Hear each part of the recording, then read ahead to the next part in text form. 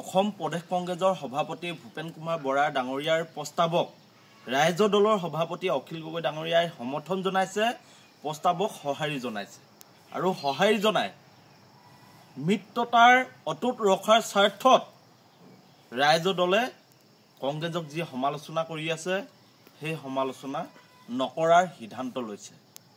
লগতে আমি কৈ থওঁ যে ৰাইজ দলে মিত্ৰতাক বিশ্বাস কৰে, কিন্তু সেই মিত্ৰতাত সমানতা থাকিব লাগিব, সম অধিকাৰ থাকিব লাগিব। গতিকে কংগ্ৰেছে মনত ৰখা উচিত যে যদিও ভূপেন কুমাৰ বৰা ডাঙৰীয়াৰ প্ৰস্তাৱক ৰাইজ দলে সমৰ্থন জনাইছে, সঁহাৰি জনাইছে, কিন্তু ৰাইজ দলে যাতে পুনৰ কংগ্ৰেছে ৰাইজ দলক বিশ্বাসঘাতকতা কৰিব নোৱাৰে, তাৰ বাবে 126টা বিধানসভা সমষ্টিতে ৰাইজ দলৰ সাংগঠনিক কাম কাজ কৰিব আৰু যিকোনো মুহূৰ্তত কংগ্ৰেছে যদি ৰাইজ দলক প্ৰতাৰণা কৰে তেতিয়াহ'লে ৰাইজ দলে সিদ্ধান্ত ল'ব। আৰু আমাৰ কথা স্পষ্ট যে ৰাইজ দলে অসমৰ স্বাৰ্থত কাম কৰি আছে, অসমৰ সমবিকাশ, সমমৰ্যাদা, সম অধিকাৰৰ কাৰণে কাম কৰি আছে, প্ৰতিটো জাতি জনগোষ্ঠীৰ উন্নয়নৰ কাৰণে কাম কৰি আছে আৰু এখন নতুন অসম গঢ়িবৰ কাৰণে ৰাইজ দলে কাম কৰি আছে, যিখন অসমত ধনী দুখীয়া নাথাকিব, যিখন অসমত মানুহে মানুহৰ প্ৰতি কৰা যি হিংসা সেই হিংসা নাথাকিব, তেনেকুৱা এখন অসমৰ কথা ৰাইজ দলে কৈ আছে।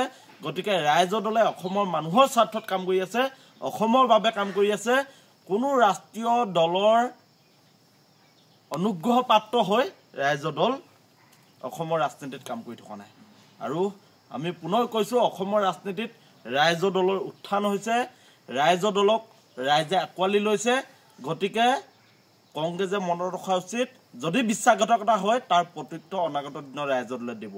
গতিকে আমি ৰাইজ দলৰ প্ৰত্যেকজন কৰ্মীক আহ্বান জনাইছোঁ, আপোনালোকে নিজৰ নিজৰ সমষ্টিত নিজৰ সাংগঠনিক ভিত্তি শক্তিশালী কৰক, আগন্তুক 26ৰ কাৰণে আপোনালোকে প্ৰস্তুত হওক।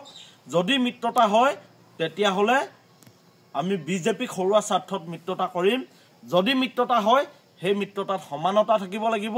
আৰু পুনৰ কৈ থওঁ, ৰাইজ দল 2026ত চৰকাৰৰ অংশীদাৰ দল হ'ব, ৰাইজ দলৰ 20ৰ পৰা 25জন বিধায়ক জিকি আহিব আৰু নতুন ৰূপত অসমখন গঢ়িবৰ কাৰণে ৰাইজ দলে কাম কৰিব।